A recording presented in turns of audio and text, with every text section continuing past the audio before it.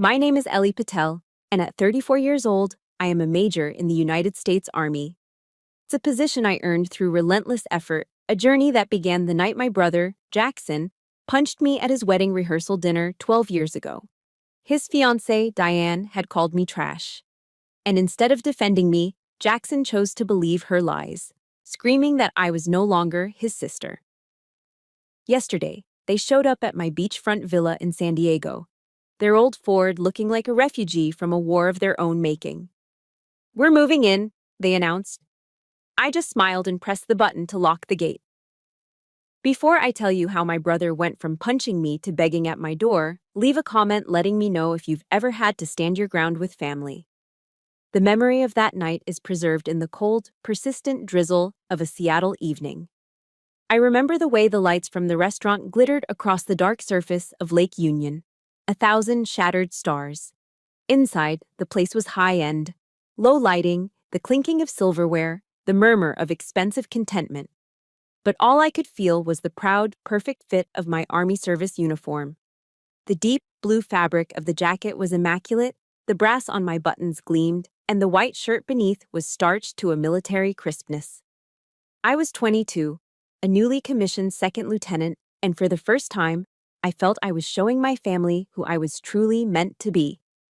Tucked in my pocket was a letter of commendation from my commanding officer for finishing at the top of my training class. It was just paper, but to me, it was validation. It was proof that the sweat, the discipline, all of it had meant something. When I saw Jackson across the room, laughing with a groomsman, my heart swelled. I navigated through the tables to his side.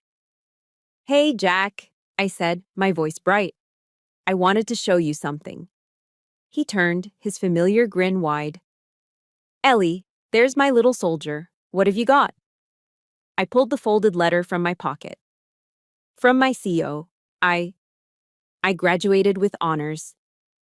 Before he could take it, a hand with blood-red nails darted out and plucked it from my fingers. Diane. She slid next to Jackson, wrapping an arm around his waist, her smile a perfect curve that never reached her eyes. She scanned the letter, her expression unreadable.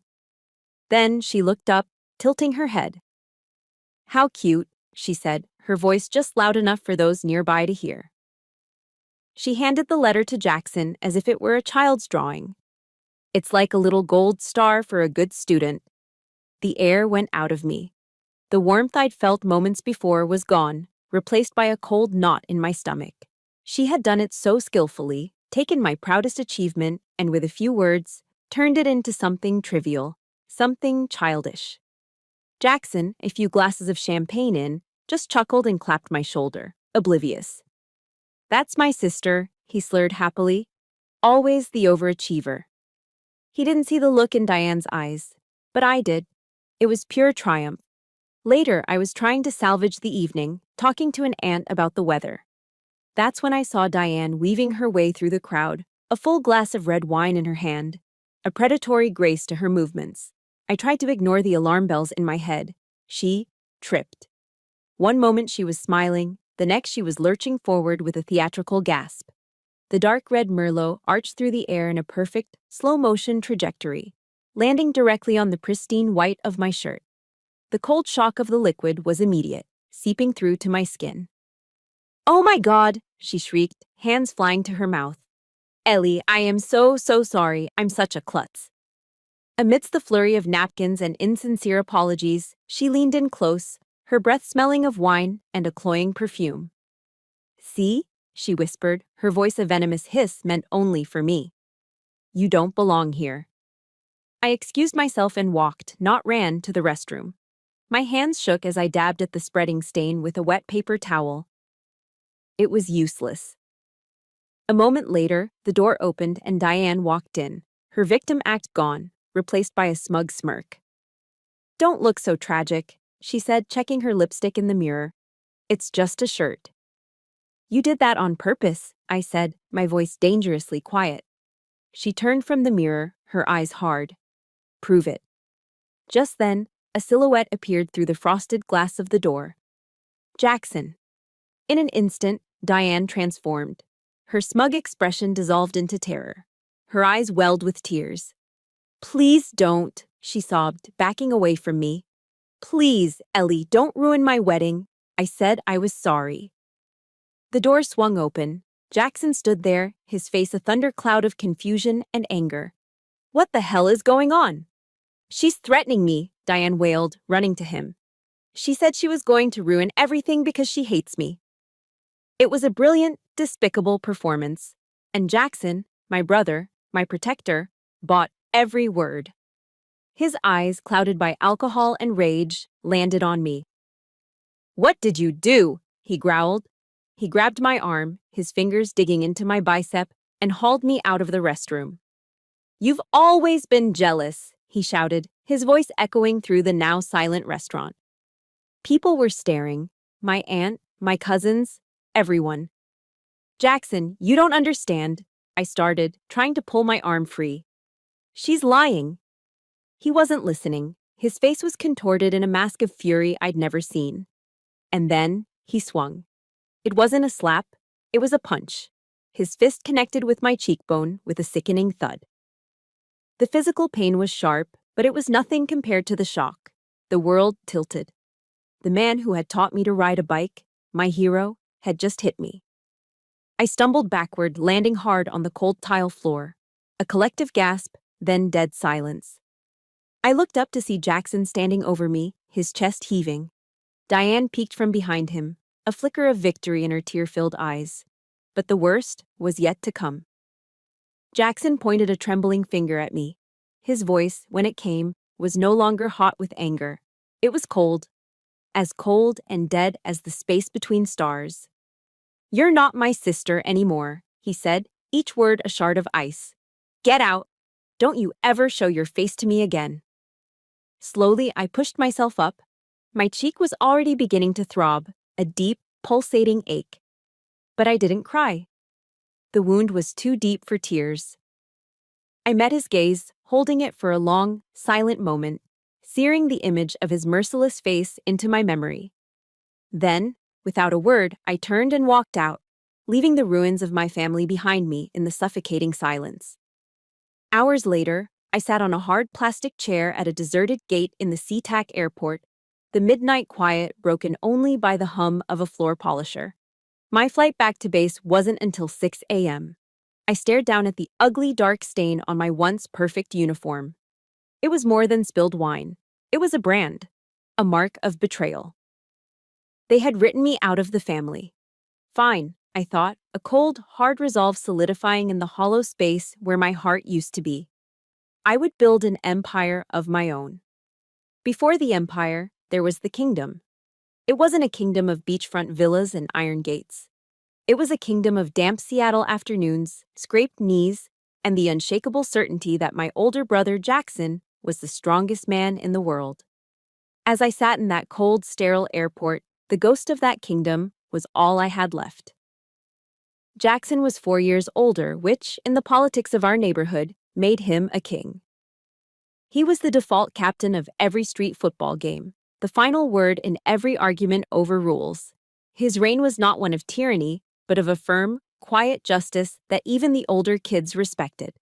I remember when my beat-up sky-blue Schwinn bicycle was stolen by a neighborhood bully. I came home crying, my face streaked with dirt and tears. Jackson didn't fly into a rage, he just got a determined look in his eyes, walked out the door, and came back an hour later with my bike. What did you do? I asked, wide-eyed. Talk to his parents, he said simply, wiping a smudge of grease off the handlebar. Sometimes the biggest weapon isn't your fists, Ellie, it's knowing who's really in charge. He was 14. He taught me my first lesson in strategy, and I never forgot it. That sense of order he carried became our lifeline when our parents' marriage imploded. The divorce wasn't a clean break. It was a slow, messy unraveling that left our small house feeling chaotic and hollow. Our mother drifted through the rooms like a ghost, lost in her own grief. But Jackson, at 18, became an anchor. He was supposed to go away to college, having earned a partial scholarship to the University of Washington. He turned it down. He stayed, taking a job at a local auto shop, the smell of motor oil clinging to his clothes when he came home. He was the one who made sure there was always milk for cereal in the fridge, who'd sit with me at the kitchen table, patiently helping with my algebra homework. He was the calm in the storm, the steady hand when everything else was falling apart. Our sanctuary was the sloping roof of our little craftsman house.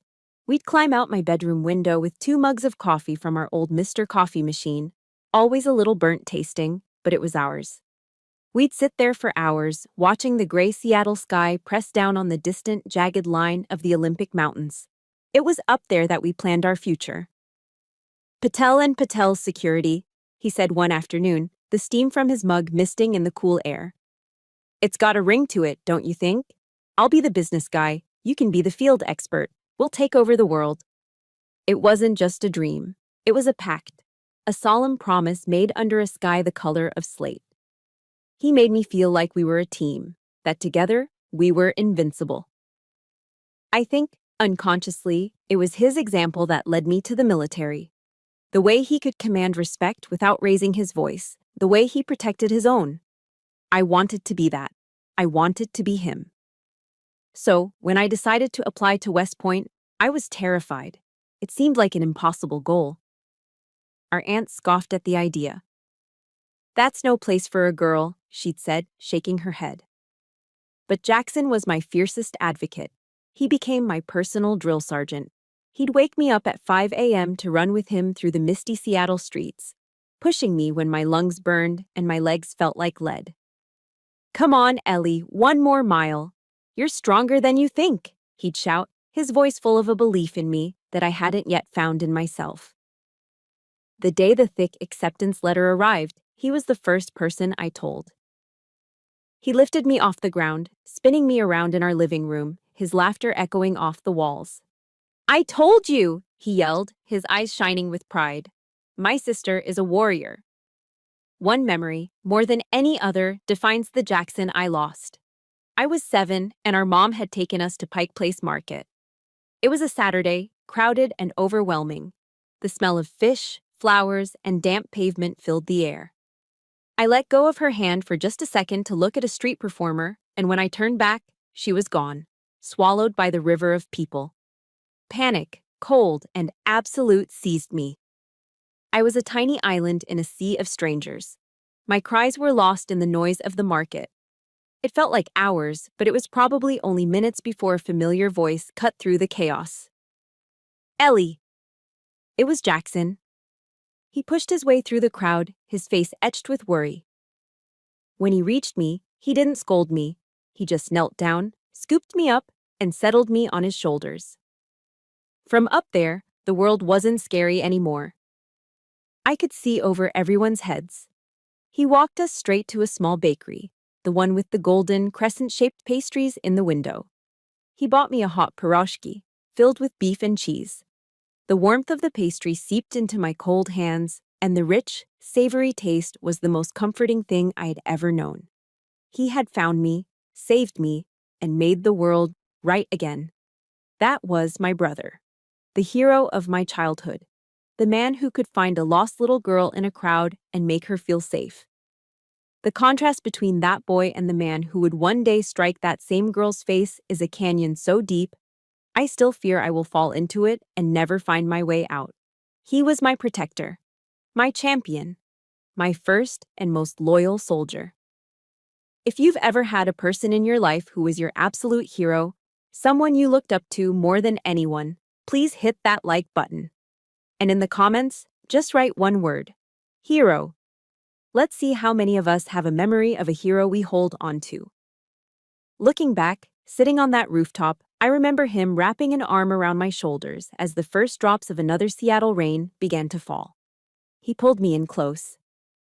Don't you worry, Ellie, he said, his voice full of the unwavering confidence I adored. I'll always be your front line. And I believed him. I believed him with every fiber of my being. I had no idea that a front line could be breached, not by an enemy army, but by a woman with red nails and a perfect painted smile. Jackson's promise to be my front line had been the bedrock of my world. But a front line is only as strong as its weakest point, and that weakness arrived about 6 months after I'd started my first year at West Point. Her name was Diane. He met her at some corporate networking event in downtown Seattle. he called me, ecstatic, his voice buzzing with an energy I hadn't heard in years. She's incredible, Ellie. Smart, beautiful. She just gets me. He was completely smitten, and I was happy for him. Truly. After everything he'd done for our family, he deserved to be happy. I met her for the first time that summer. I was home on leave, and my mom hosted a welcome home BBQ in the backyard. It was a classic American scene, the smell of charcoal and grilled hot dogs hanging in the air, the sound of kids laughing, the clink of cold beer bottles. When Diane arrived with Jackson, she was everything he'd described. Polished, bubbly, and beautiful. With a smile that could charm anyone. She walked right up to me and pulled me into a hug that felt both enthusiastic and strangely hollow. "You must be Ellie," she gushed, holding me at arm's length. "Jackson talks about you constantly. I have so much admiration for what you do. It's so brave." At West Point, we received basic training in threat assessment, in learning to read the subtle cues that signal a person's true intent. I wasn't an expert, but even I could see the disconnect between her warm words and her cool, appraising eyes. Her smile was a perfectly constructed facade. It never reached the rest of her face. A tiny red flag went up in my mind, but I pushed it down. I told myself I was being cynical, that the academy was making me paranoid. The first direct hit came later, as I was standing by the grill talking to an uncle. Diane came over, a plate of potato salad in her hand. She turned to me with that same bright smile. "So, West Point, huh? That's fascinating," she began, making it sound like she was discussing a strange hobby. "It must be a great way to get a free college degree, right?" The casualness of the remark was like a slap. My 4 years of relentless physical and mental conditioning, the commitment to serve my country, the immense pride I took in my uniform, all of it reduced to a clever financial calculation. It was designed to diminish me, to reframe my sacrifice as a shrewd angle. My uncle just grunted and took a bite of his burger, but I saw the flicker in Diane's eyes again. It was the same look she'd had in the restaurant, years later. The look of an expert marksman who had just hit her target. That was the beginning of her campaign of microaggressions, these tiny paper-cut insults that were so subtle, calling them out would make me seem like the crazy one. If I mentioned a grueling field exercise, she'd say something like, "Wow, that's admirable. But when do you plan on living a real life?" Or she'd sigh dramatically and say, "I just don't know how you stand having men yell at you all day. I prefer a man who treats me like a queen." Each comment was a carefully placed needle intended to frame my life as abnormal, unfeminine, and somehow less valuable than her own. Worse than the comments was her strategy of isolation. My weekly phone calls with Jackson, the ones that had been my lifeline through the toughest parts of my first year, started to become less frequent. He was always busy. There were always other plans. When I came home on a long weekend, excited to spend time with him, I was met with a practiced apology. "Oh, Ellie, you're here. That's great," Diane would say, her face a mask of regret. "I'm so sorry. Jackson and I just booked a last-minute weekend trip to Portland. We totally would have invited you, but it was so spontaneous." Jackson, blinded by love, saw nothing wrong. When I tried to gently voice my concerns, he'd get defensive. "You're just being overly sensitive, Ellie," he'd say. "She's trying her best to include you." But she wasn't. She was systematically cutting me out, severing the lines of communication between me and my most important ally. She was isolating her target, the breaking point. The moment the red flags in my mind started waving like a full-blown military parade, came the spring before they got engaged. I was home for a week and had been doing some research on investing. I had a small amount of my officer's salary saved up and wanted to be smart with it. I knew Jackson was a natural with business, so I approached him one evening while he was watching TV. "Hey Jack, would you mind taking a look at these for me?" I asked, holding out a folder. "It's just some mutual fund options. I'd love to get your take." Before he could even respond, Diane's voice cut through the room from the kitchen. "Let's save that for another time, honey," she said, her tone light and breezy, but with an undercurrent of steel. "We need to focus on planning our future right now. Ellie's little hobbies can wait." Little hobbies, my financial future, my career. She dismissed it all as if it were a stamp collection. Jackson, to his credit, looked a little uncomfortable, but he didn't argue. He just gave me an apologetic shrug. Later that night, I found him alone in the kitchen. I took a deep breath. "Jackson, we need to talk." He leaned against the counter, crossing his arms. "What's up?"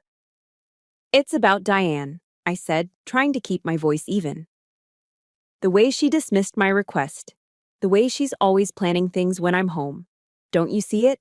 She's trying to put a wedge between us." His face hardened instantly. The openness was gone, replaced by a defensive wall. "Oh, here we go," he said, shaking his head. "I knew this was coming." "What are you talking about?" I asked, confused. "Diane warned me you'd be like this," he shot back, his voice rising. "Don't be jealous, Ellie. For the first time in my life, I have something that's just for me. Something that makes me happy. Don't you dare try to ruin it." The word jealous hit me like a physical blow. It was the masterstroke of her manipulation. She had preemptively framed any valid concern I might have as petty envy. I wasn't a sister trying to protect her brother. I was a jealous shrew trying to sabotage his happiness. That was the first time he chose her over me. He looked at me, his eyes cold. And I saw a stranger where my brother used to be. The front line had been breached, and I was standing on the wrong side of it, completely alone. After Jackson drew his line in the sand, I drew mine. It was a line that stretched across the entire country. The 12 years that followed were a silent, disciplined montage of becoming someone else. The girl who cried in Pike Place Market was gone. The sister who longed for her brother's approval was a ghost. In their place, I built a soldier. Pain is a powerful fuel.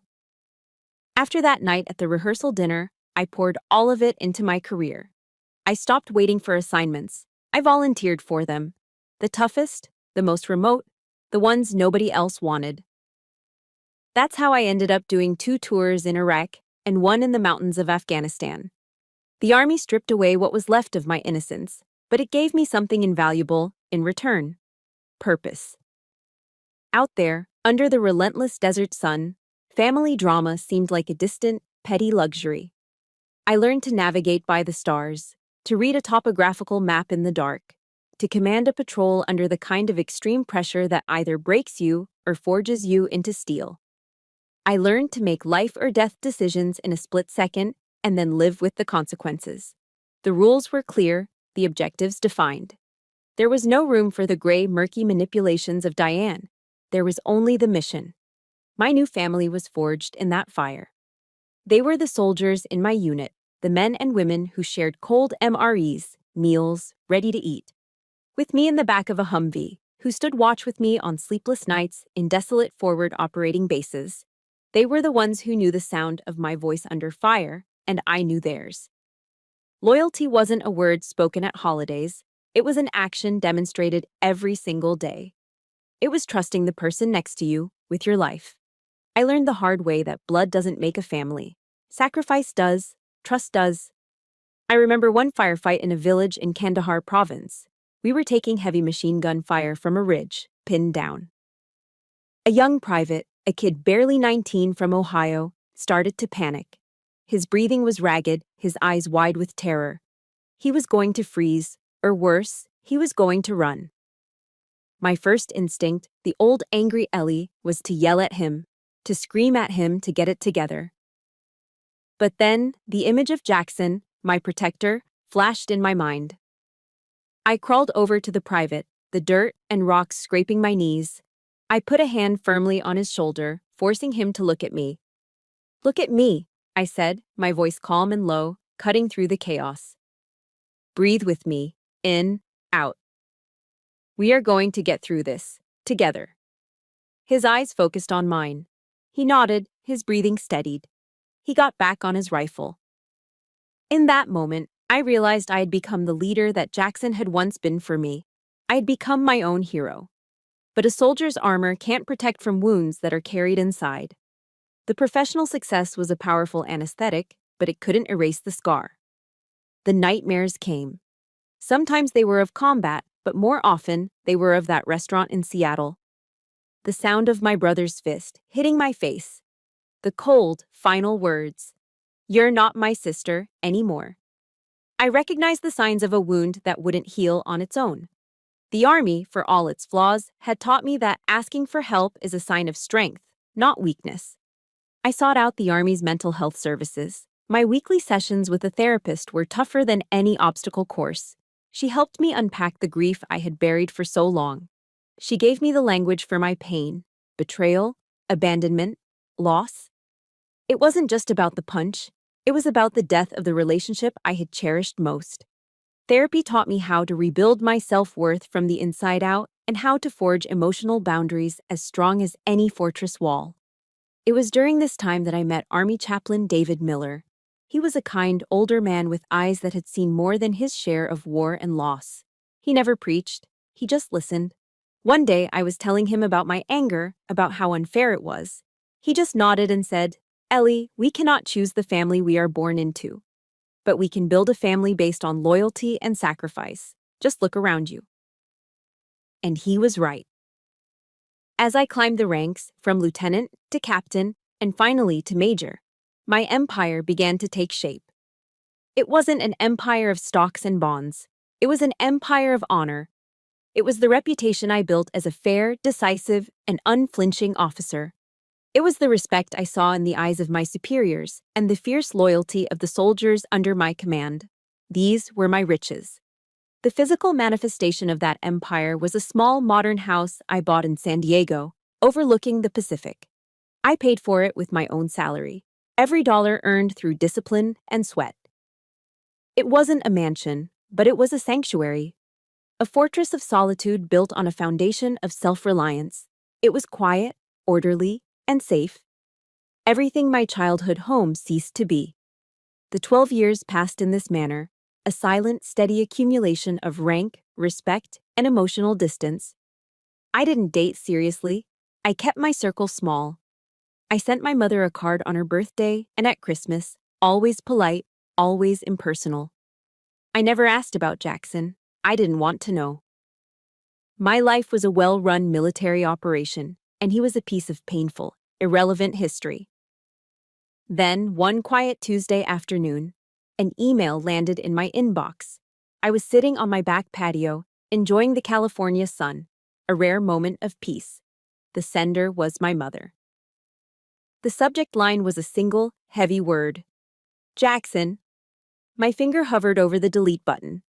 A decade of carefully constructed walls screamed at me to erase it, to pretend it never came. But my training took over. You never ignore intelligence, you assess it. I clicked it open. The email was short, stripped of my mother's usual rambling style. Ellie, I know we haven't spoken, but I didn't know who else to turn to. Jackson is in trouble. He lost his job months ago. They're losing their house. Diane is not handling it well. They have nowhere to go. I know it's too much to ask. But he's your brother. The words blurred on the screen. 12 years of silence, broken. The past, which I had successfully treated as a classified, sealed file, was suddenly, violently declassified. The ghost I had worked so hard to bury was standing at the gate. The hours after they left my gate were quiet. I didn't feel anger, not yet. I felt a cold, familiar clarity. The kind of clarity you get before a mission, when all the intelligence is on the table and it's time to formulate a plan of action. I let them stew in their uncertainty for 3 hours. Then, I picked up my phone and called Jackson. Patel, I answered, my voice flat and professional. Ellie, it's me. He sounded exhausted. I know, I said. Meet me at 1400 hours. Better Buzz Coffee, the one in Hillcrest. You will come alone. I used military time out of habit, but it also served a purpose. It established the framework for our interaction. This was not a family chat. This was a briefing. Okay, but Diane, he started. I cut him off, my tone leaving no room for negotiation. That was not a request. It was an instruction. 1400. Alone.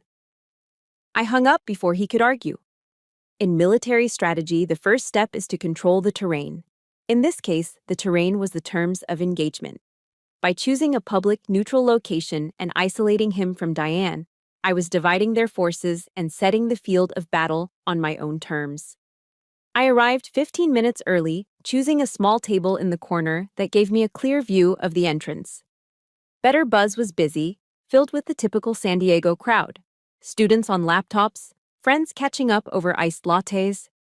The mundane normalcy of it all felt like a different universe from the one I was about to enter. Jackson shuffled in at 14:05, 5 minutes late. He looked older than 38. His shoulders were slumped, his face was pale, and there were dark circles under his eyes. He looked defeated.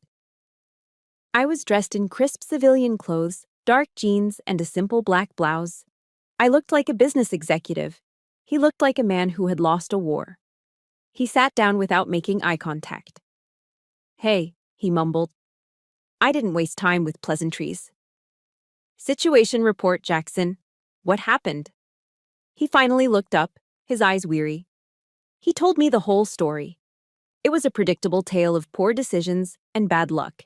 He'd been laid off from his sales manager job 8 months ago. Too proud to tell anyone, he'd burned through their savings trying to find something comparable. Debt piled up. The house was foreclosed on. They had been living in a cheap motel for the last 2 weeks, and the money had finally run out. I listened without interruption, my expression neutral. I was an intelligence officer gathering intel, assessing the subject's weaknesses, motivations, and state of mind. He was desperate. That was his primary weakness. When he finished his story, a heavy silence fell between us. He looked at me, a flicker of the old entitlement in his eyes, as if expecting me to write a check and make it all go away. I leaned forward slightly, my voice low and even. "Thank you for that report. Now, let's conduct an after-action review of the last 12 years. He flinched. "Ellie, what?" "12 years, Jackson," I continued, cutting him off. 12 years with not a single phone call. Not one email while I was deployed in Iraq, wondering if I would make it home. Not a text message when Mom had her knee surgery. And most significantly, not one word of apology for punching me in the face and disowning me in front of our entire family. He looked down at his hands on the table. Guilt washed over his face, but it was a shallow, fleeting thing. I'm sorry, Ellie," he stammered. I shook my head slowly. "No, you're sorry because you're desperate. You're sorry because you showed up at my gate and I didn't welcome you with open arms. That isn't remorse, Jackson. That's just the logical consequence of your own actions."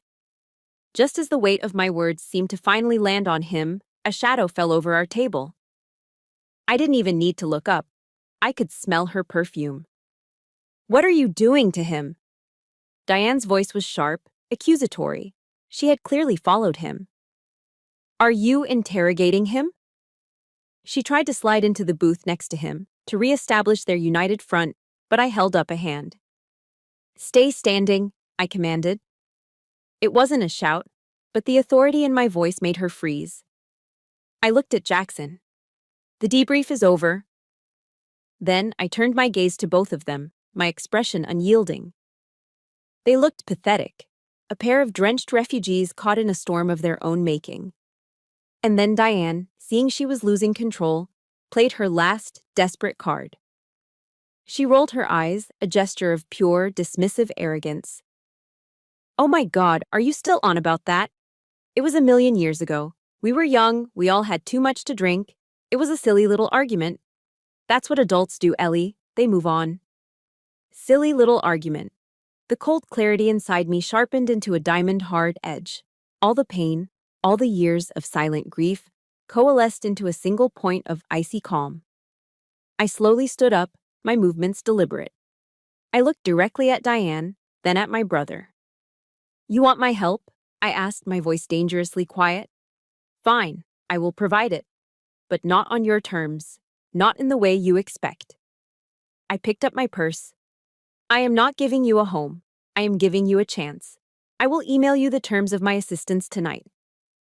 You will have 24 hours to accept or decline." I paused, letting the weight of the ultimatum sink in.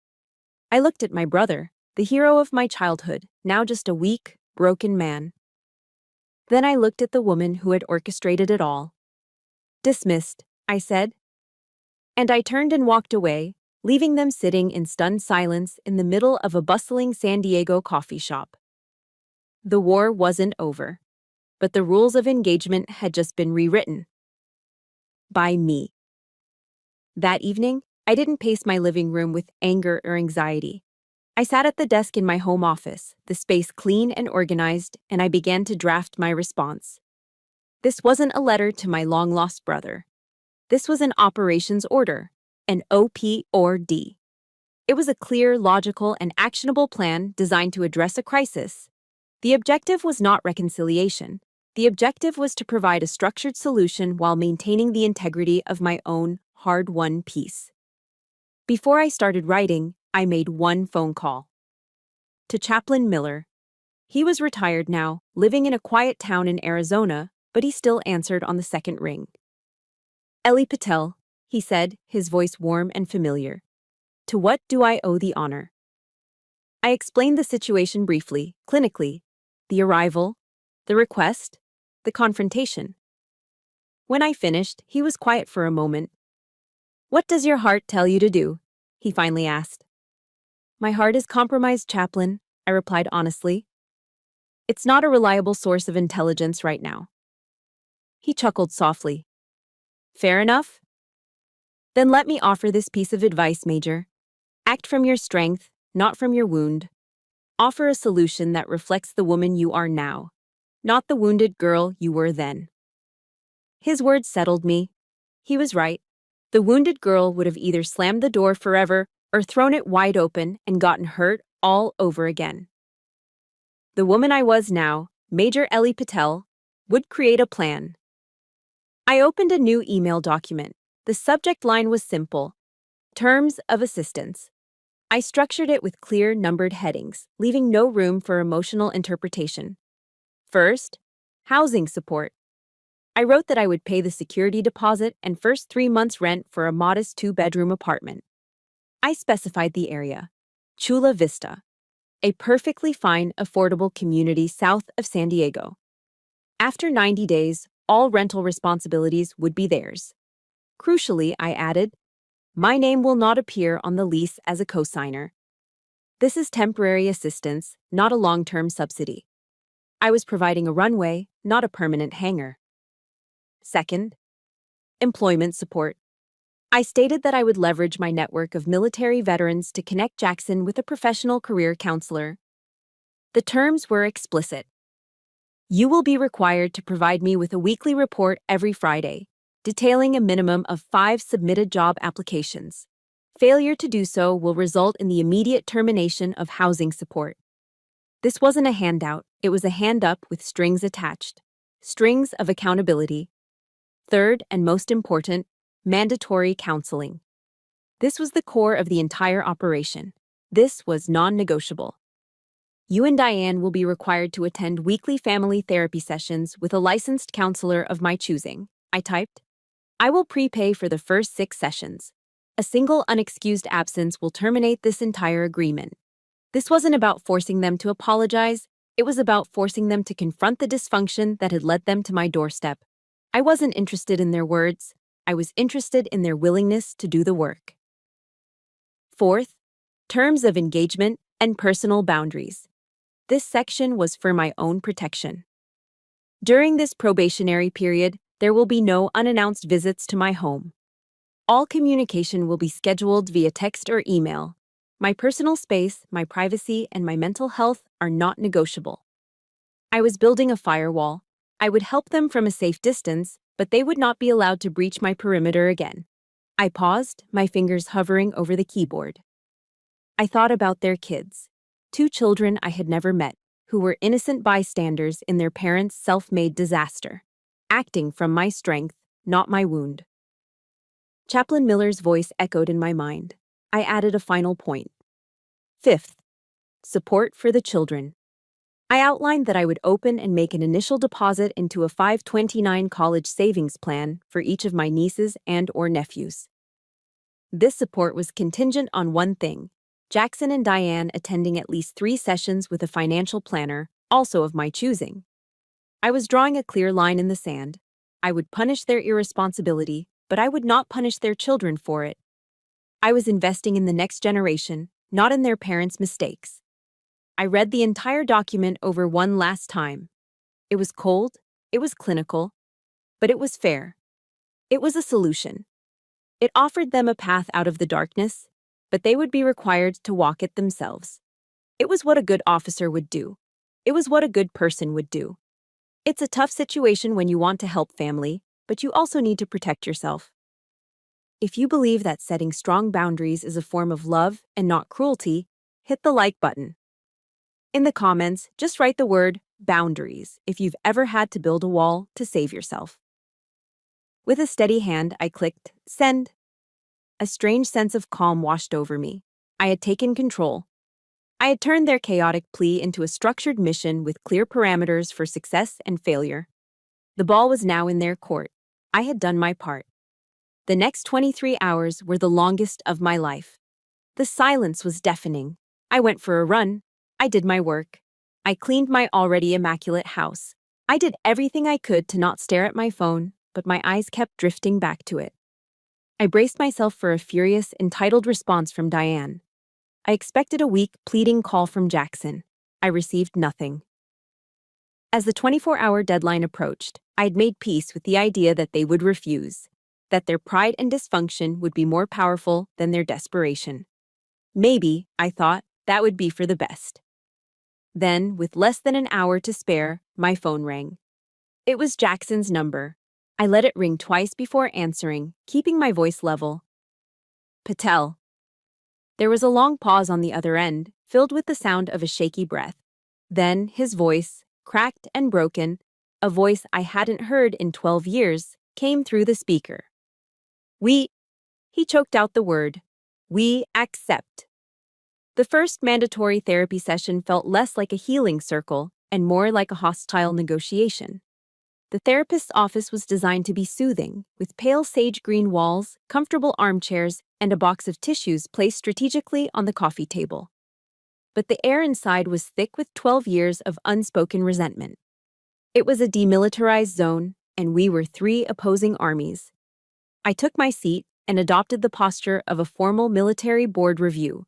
Spine straight, hands resting on my knees, expression neutral. I remembered the advice of my old Army psychologist. You cannot control their reactions, Major, but you can control your engagement. Be a rock, solid, steady, and unmoved by their emotional tides. Today, I was granite.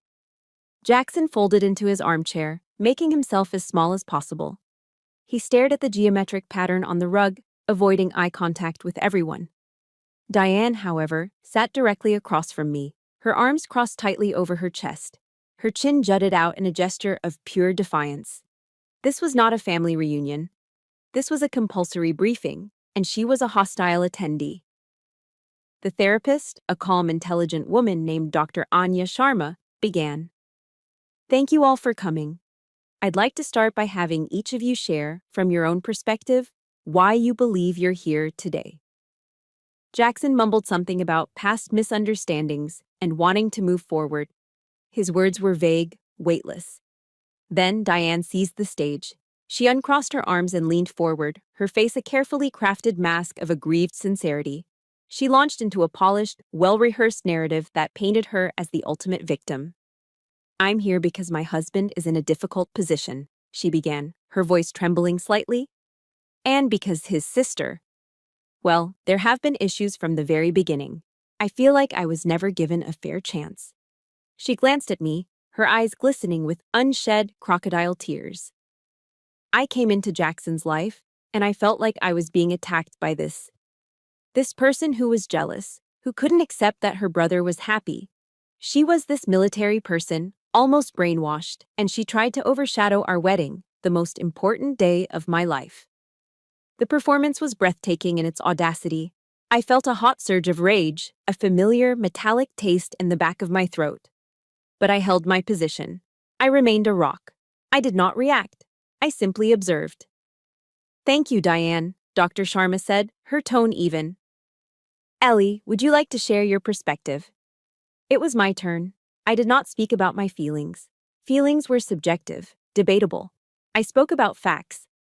I presented the events of that night like an after-action report.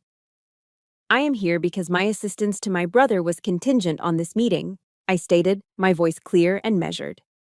The events that precipitated the 12-year gap in communication are as follows. Fact 1. At the rehearsal dinner, Diane referred to my military service and uniform as trash. Fact 2. Later that evening, Jackson physically assaulted me, striking my face and causing a significant contusion. Fact 3. I was then verbally disowned and banished from the wedding and from the family. These are the undisputed facts of the event. By stripping the emotion away and presenting a cold, factual timeline, I neutralized Diane's entire narrative. She could argue with my feelings, but she couldn't argue with the facts. The room fell silent. Diane's victim act faltered. She looked at me with pure, unadulterated hatred. Dr. Sharma turned her calm, steady gaze to my brother. Jackson, she said gently, do you agree with the facts as Ellie has just presented them?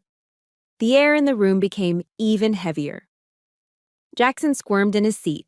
He shot a terrified, pleading look at Diane, who gave him a barely perceptible shake of her head. He was trapped between two powerful forces, and his weakness was palpable. He stammered, his voice barely a whisper. I don't really remember all the details. I'd been drinking. It was the classic evader's defense.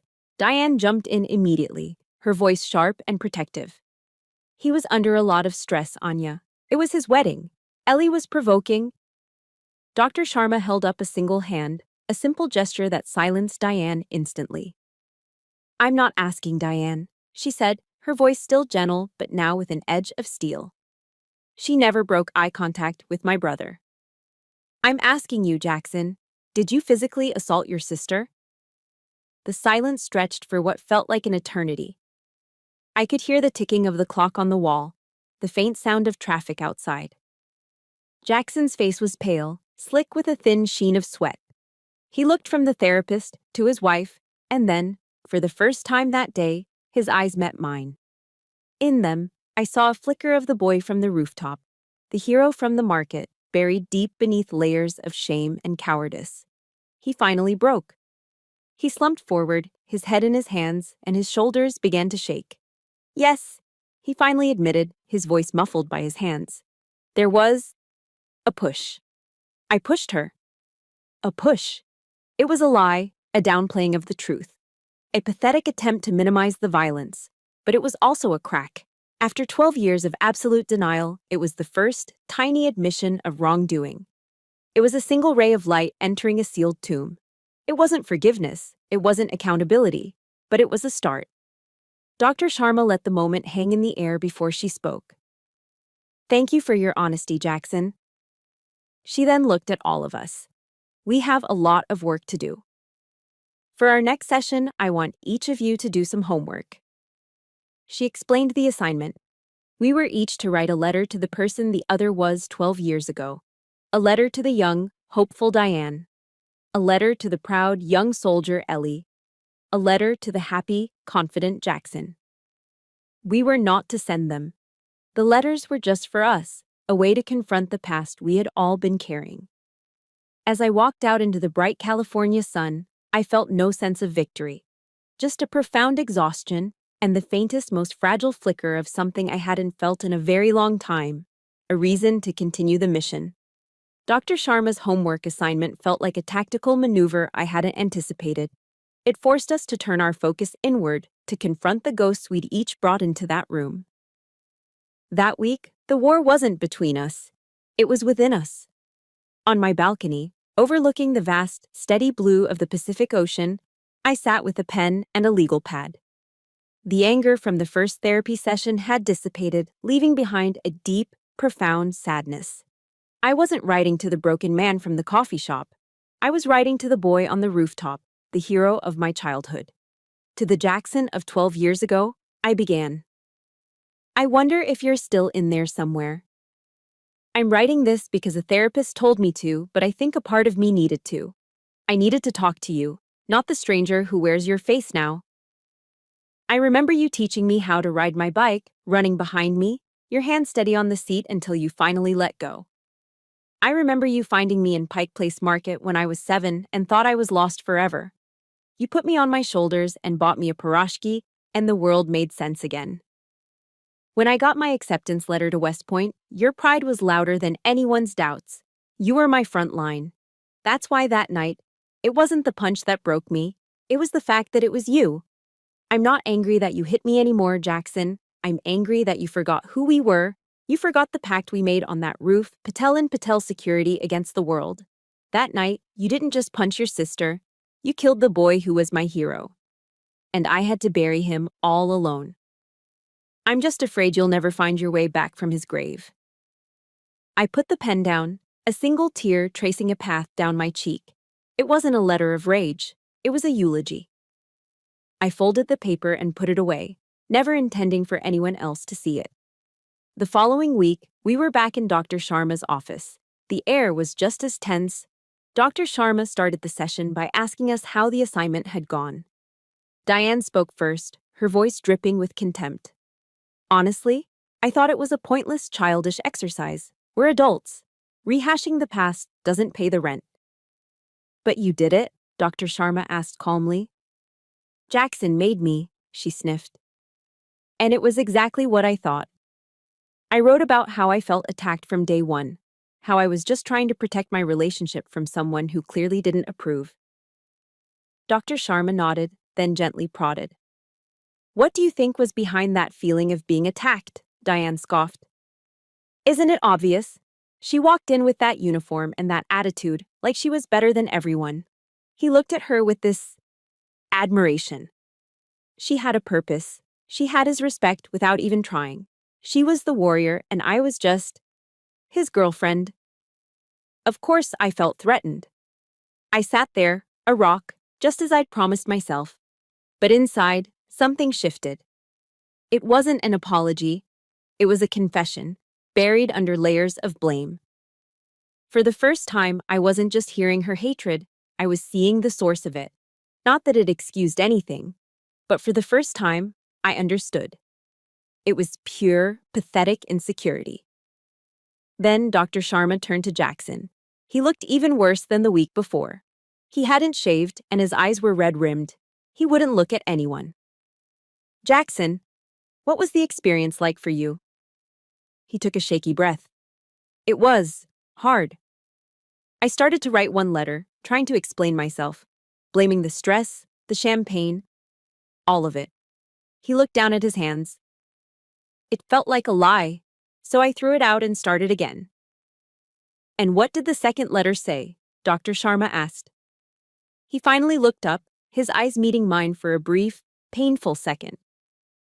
The shame in them was an open wound.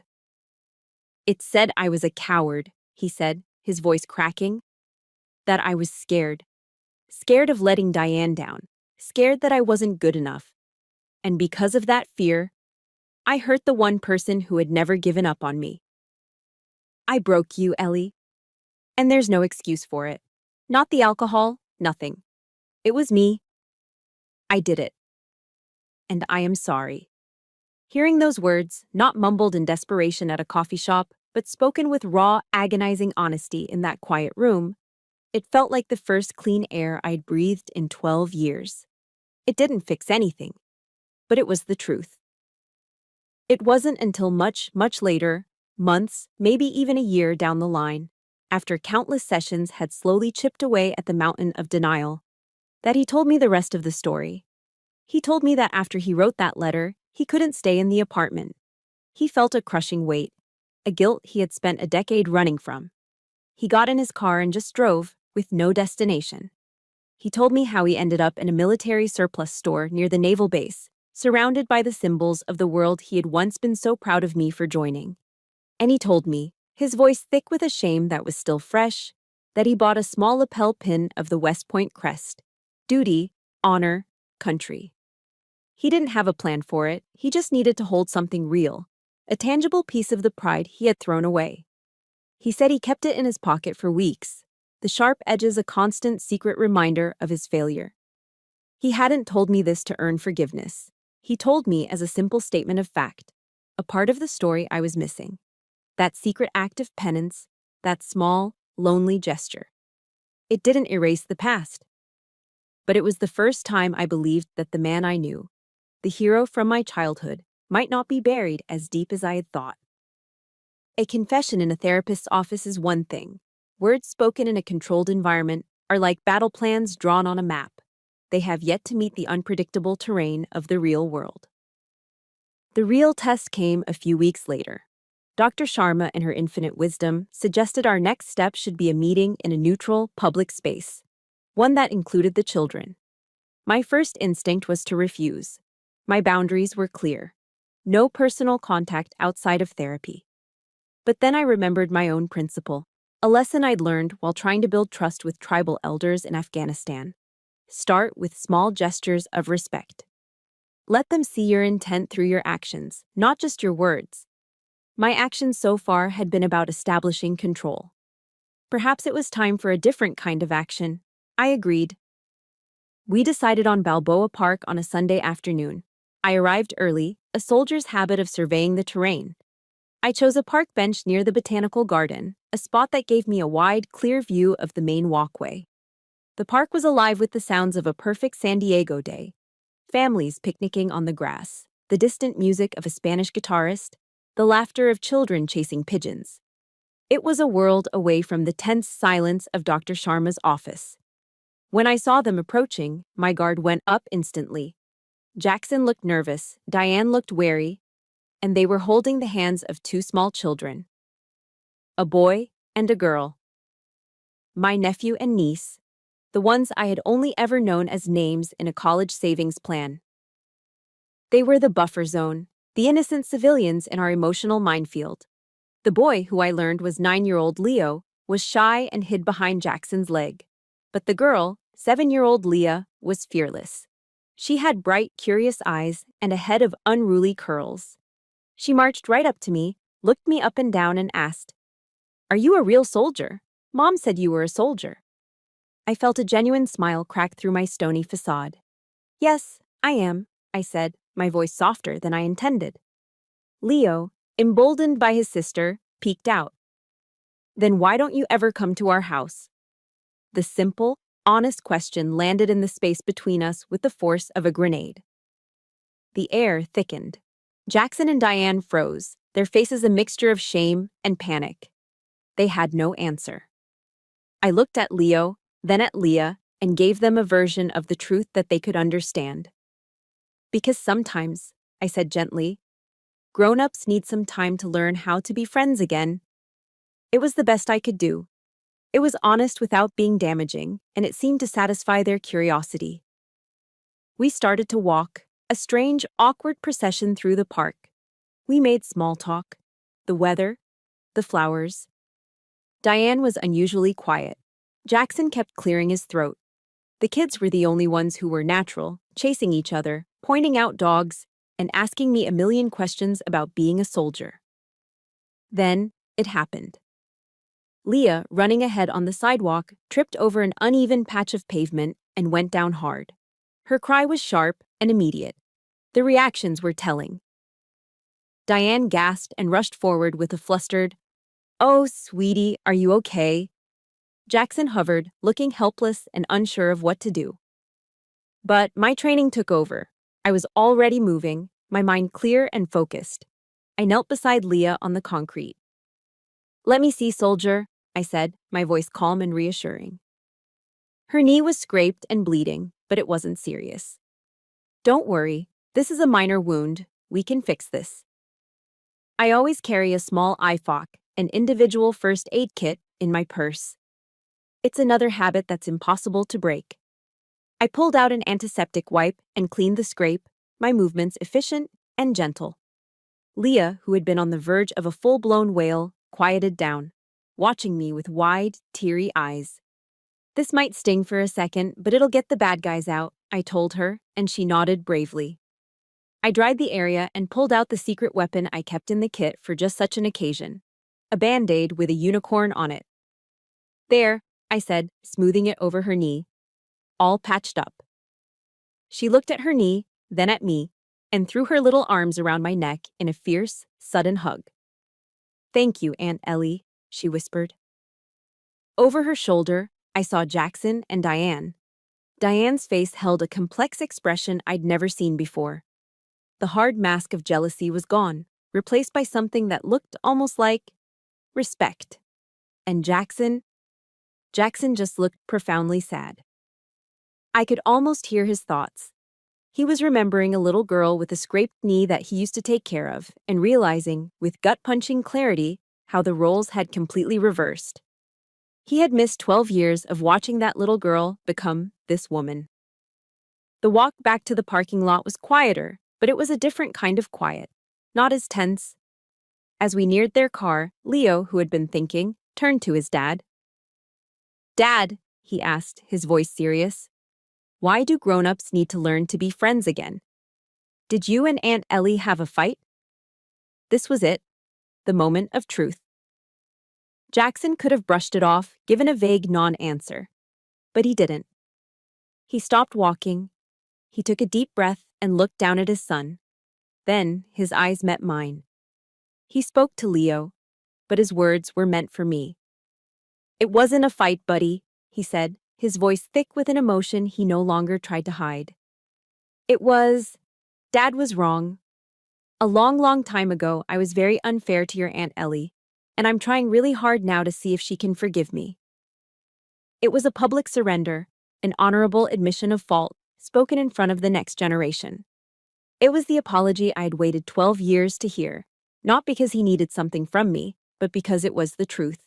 It was the first, solid, foundational stone laid down in the long, slow process of rebuilding a bridge I thought had been burned to ashes.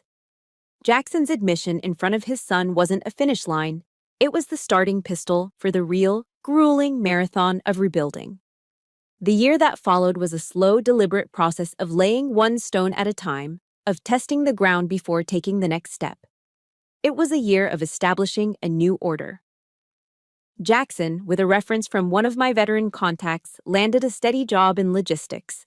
It wasn't glamorous, but it was honest work, and he attacked it with a humility I had never seen in him. Diane, swallowing her pride, took a part-time retail job at a department store. They stayed in the small apartment in Chula Vista, but after the first 3 months, they started paying the rent themselves. Every Friday, without fail, I received a simple, factual email from Jackson detailing his work progress and confirming their therapy appointments had been kept. The meetings in Dr. Sharma's office continued. The tension slowly eased, replaced by a kind of awkward, fragile honesty. The visits with the kids became more regular, supervised patrols at parks, the zoo, the beach. My boundaries, the firewall I had built around my life, remained absolute. They were respected without question. There were no surprise visits, no desperate phone calls. There was just a quiet, consistent effort. About 10 months in, I received a text from a number I didn't recognize. "It's Diane. Could we meet for coffee? Just us." My first instinct was to say no. But my second, the voice of the woman I had become, was one of curiosity. We met at a neutral coffee shop, the same one where I had issued my ultimatum. This time, the dynamic was completely different. There were no theatrics, no tears. She just looked at me, her eyes clear of the old defenses. "I owe you an apology," she said, her voice steady. "A real one. I was so jealous of you, Ellie. You were everything I wasn't. You were strong, you had this incredible purpose, and he looked at you with this hero worship in his eyes. I felt like I had to fight for my own space in his life. I was wrong. The way I treated you was inexcusable, and I am truly, deeply sorry." It was a confession so direct and sincere it left me momentarily speechless. It didn't magically erase 12 years of pain, but it did something almost as powerful. It opened a door, not to the past, but to a different kind of future. That's why, when Thanksgiving rolled around, I did something I never thought I would do. I decided to host it at my home. I invited my chosen family, Chaplain Miller, who flew in from Arizona, and a few of my closest friends from the service. And I invited Jackson, Diane, Leo, and Leah. I watched their old Ford pull up to my house, the same car that had looked so pathetic and desperate nearly a year ago. It still looked old, but now it just looked like a family car. I saw Leah's face pressed against the window, her eyes wide with excitement.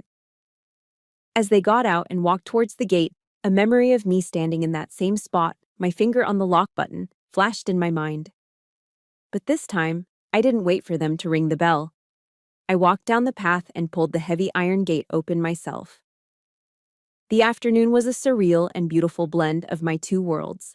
My tough-as-nails army buddies were on the lawn, letting my 7-year-old niece paint their faces with glitter. Chaplain Miller, a man who had counseled soldiers through the horrors of war, was in the kitchen, engaged in a very serious debate with Jackson over the merits of basting versus brining a turkey. The smell of roasting poultry and pumpkin pie filled the house. Under the warm California sun, in the sanctuary I'd built for myself, my family of choice and my family of birth were, for the first time, simply family. Later, after the meal, when the sun was setting and painting the sky in shades of orange and purple, Jackson found me on the balcony, looking out at the ocean. We stood in a comfortable silence for a few moments. "Thank you, Ellie," he said finally, his voice thick with emotion, "for not giving up on me, even when I deserved it." I shook my head, turning to look at him. In the fading light, I could see the new lines on his face, the gray in his hair. The ghost of the angry man in the restaurant was gone. "I didn't do it for you, Jackson," I said softly. "I did it for me. I couldn't let what you did define the rest of my life. I had to find a way to make peace with it, or it would have owned me forever." He nodded, understanding. He reached into his pocket and pulled out something small. He placed it in my hand. It was the West Point lapel pin, small, heavy, and real. "I think this belongs to you," he said simply. Just then, Diane walked out onto the balcony with 2 plates of pie. She handed one to me, and her eyes met mine. There was no jealousy there anymore, just a quiet gratitude. "Thank you, Ellie," she said, "for not throwing us away." Her simple words, like Jackson's gift, held more weight than 1,000 flowery apologies. I looked from the pin in my hand to my brother's face. I didn't see the monster from my nightmares. I saw a man who had gotten lost and was, against all odds, finding his way home. Our relationship would never be the innocent, hero-worshipping bond of our childhood. It couldn't be. But it was something new, something forged in the fires of a painful truth, built on a foundation of hard-won respect and carefully maintained boundaries. And maybe, just maybe, that was something stronger. Chaplain Miller once told me, quoting a verse I've never forgotten, "Blessed are the peacemakers." For 12 years, I had trained to be a warrior. But the longest, hardest battle I ever fought wasn't in some foreign desert. It was right here. And the greatest victory wasn't in defeating an enemy. It was in finally, after all this time, making peace with myself. My journey to the peace I feel on this balcony today was the longest, hardest mission of my life. I know many of you listening have fought your own battles, not in deserts or mountains, but in living rooms and over holiday dinners.